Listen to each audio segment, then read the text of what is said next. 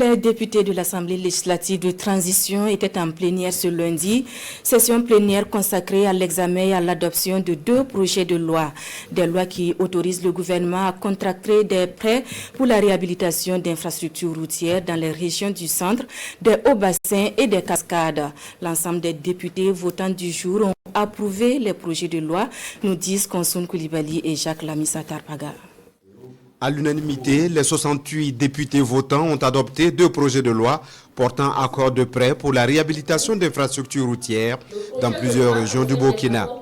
Ces autorisations de ratification permettront d'améliorer la circulation dans les communes de Ouagadougou et de Samba, ainsi que dans les régions des hauts bassins et des cascades. Ce lundi à l'hémicycle, le ministre des Infrastructures absent est représenté par son collègue en charge de l'urbanisme.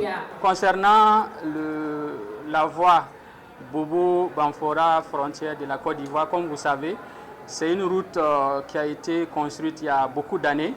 Il y a eu beaucoup de travaux d'entretien courant et d'entretien périodique sur la chaussée, mais on en arrive à une situation où la route ne tient plus.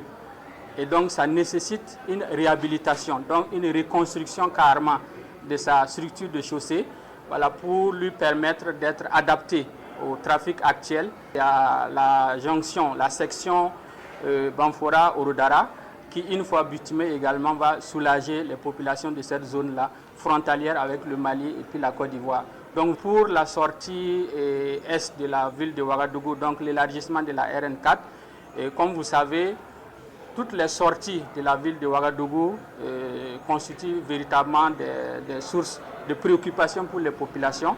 Et donc cette route-là également, et comme vous savez, qui dessert l'université Thomas Sankara, dont on aura une bretelle qui va permettre également de soulager les étudiants. Ces lois votées permettent donc au gouvernement de disposer des ressources nécessaires pour la réalisation des infrastructures dans le but d'impulser le développement. C'est des conventions qui ont été en tout cas ratifiées aujourd'hui, donc ce sont des financements par des partenaires techniques et financiers du Burkina Faso.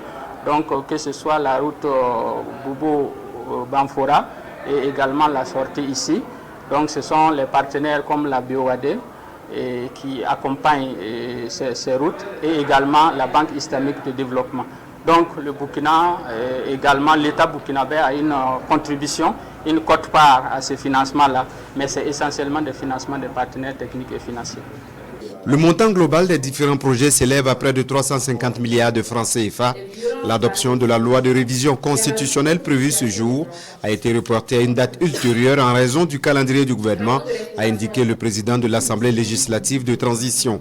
Les points concernés sont le changement de la devise du pays et la possibilité pour l'Assemblée d'approuver l'entrée en union, en fédération ou en confédération de Burkina Faso.